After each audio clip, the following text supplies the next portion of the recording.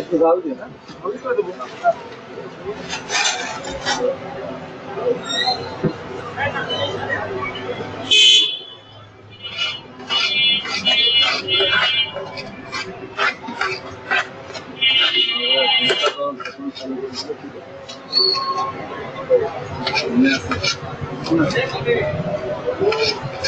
আমি তো আমি তো কোথায় আসতাম না, আমি তো পাইকারি আসতাম। আসলে হঠাৎ করে দুই ফুচকা ভাইরাল টাকাতে ওই ফুচকাটা আমাদের রেডি মারবো করে আমাদের আমাদের করে বন্ধুকে তারা খাইছে তাকে খারাপ বলে নিয়ে যাচ্ছে না বন্ধুকে বলে।